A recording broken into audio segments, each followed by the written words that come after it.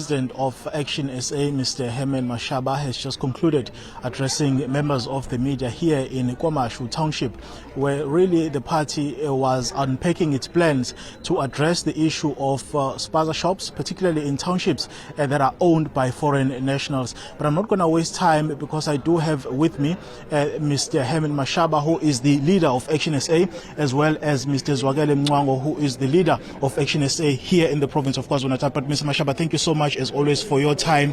Let's talk about this particular issue of spaza shops in townships in particular. What does Action SA want to see being done to address this particular problem? Well, I think we are unapologetic about this particular matter, where we're not going to sit back and allow aliens and illegal foreigners coming into our country, destroying entrepreneurship in our communities. But moreover, as you're aware, we've experienced the death of our children, and if anyone expects us to keep quiet about it, unfortunately, as Action SA, even if we are going to be the only political party fighting for this matter, we are going to do this. I started actually fighting this matter when I was the mayor of the city of Johannesburg between 2016 and 2019, discovered proliferation of these people actually hijacking buildings, bringing billions of counterfeit expired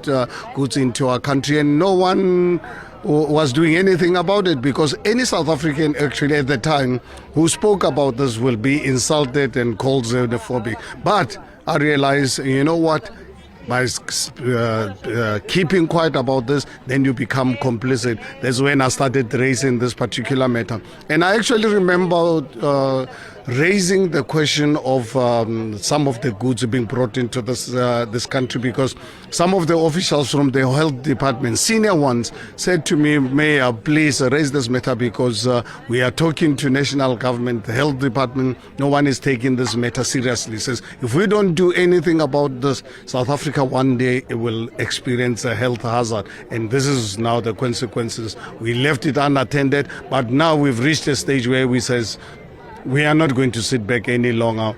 This township economy has to really be owned by our own people, whether documented or undocumented to foreign nationals. I think if they are good business people, let them go and run businesses in their own countries.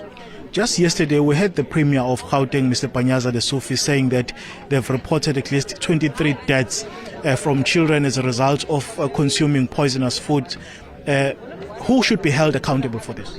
Well, I think our own government, honestly, in particular Home Affairs, because Home Affairs has allowed this illegality to happen over many years. I remember when I was the mayor, when I raised this particular matter, we had Malusi Gigaba as the Minister of Home Affairs attacking me for promoting xenophobia. And if you look at our constitution, South Africa was built at the back of migrants. And I've always been very consistent that this country was built at the back of migrants, but we want them to come here legally. And when they're here, to respect our laws.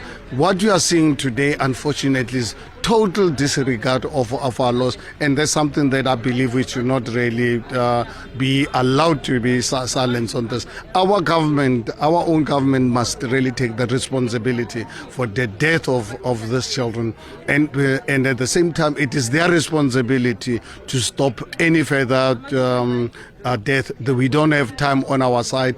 Another death, it's one too many. What can the government do to stop this particular problem? What are you proposing as a matter of agency? As a matter of agency, I can tell you, if we were in government today, we will raid, even if we bring the army, because some of these illegal foreigners, they've got very dangerous armaments, which we don't know how they came into this country.